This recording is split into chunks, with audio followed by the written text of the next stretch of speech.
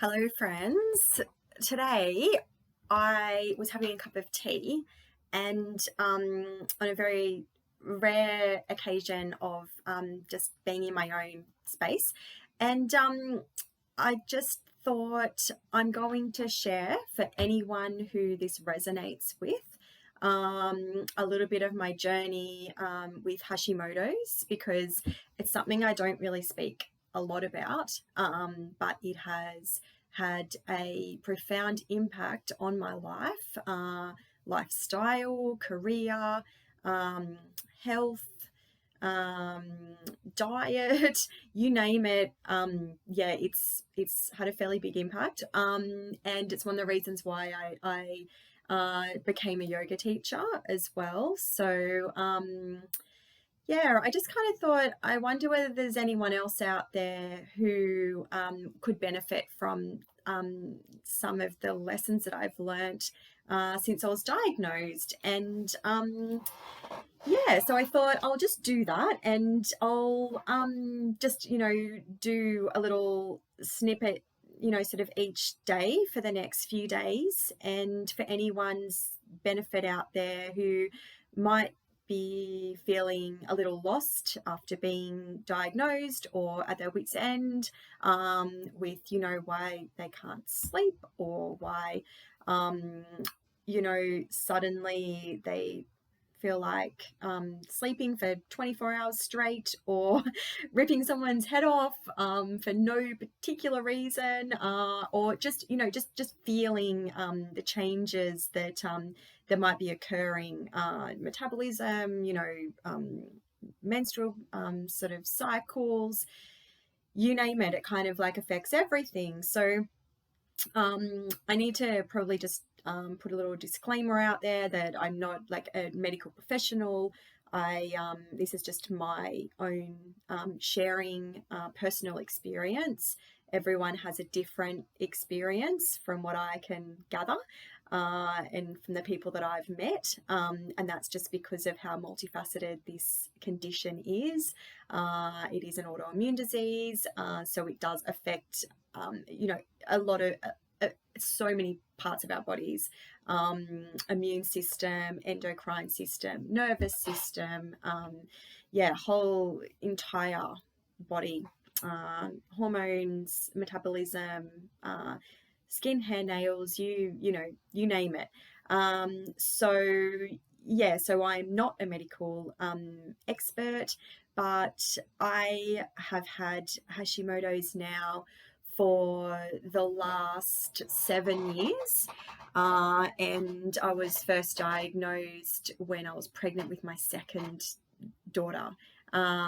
So I was actually told by my obstetrician that I would just have to take these little pills once a day, and once I had the baby, my symptoms would go away, and I wouldn't have to worry about my thyroid imbalance anymore. So as you do, you just believe these medical professionals, and so I just cruised along. And obviously I was having a second baby, I had a toddler, I had toddler newborn. Like, I really wasn't thinking about my own health.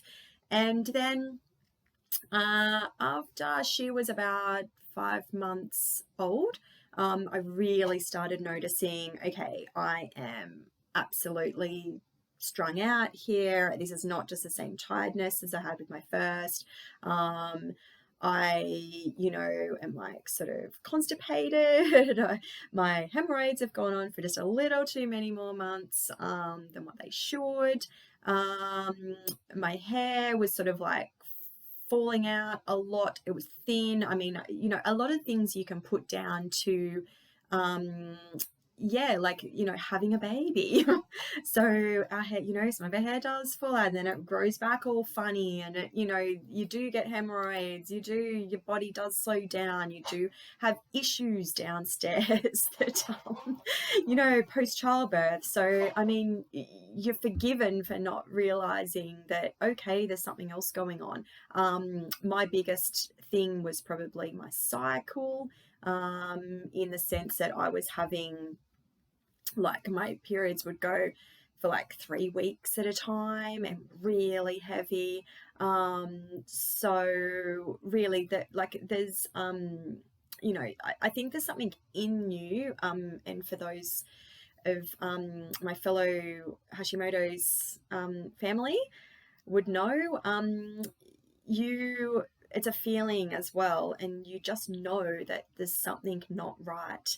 And it took, I would say, because I'm quite a persistent person, and not everyone is persistent like me, but it took about 10 doctors to properly diagnose and explain to me what was going on.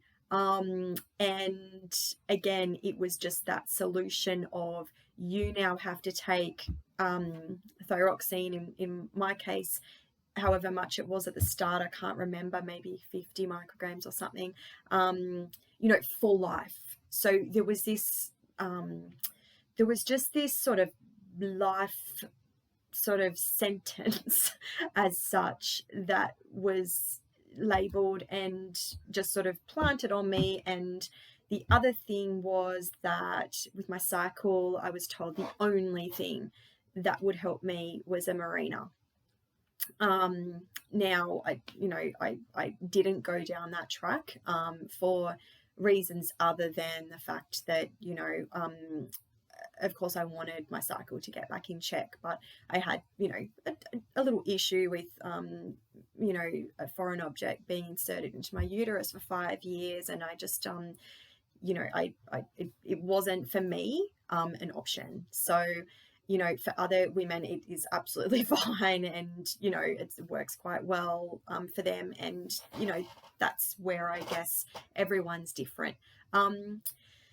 So so it's really interesting reflecting on this as I was having this cup of tea this afternoon, and I realized just how much my life had changed since I was diagnosed, and just how many things I have implemented into my life in order to manage this condition, because it when it gets out of hand, like it affects everything, and it's not just yourself. It affects relationships, it affects like really close relationships, it affects your memory, it can affect the way that you even parent your children, your stress levels, just your adrenals just can't seem to muster the strength that they used to, as well, in dealing with stress and being busy.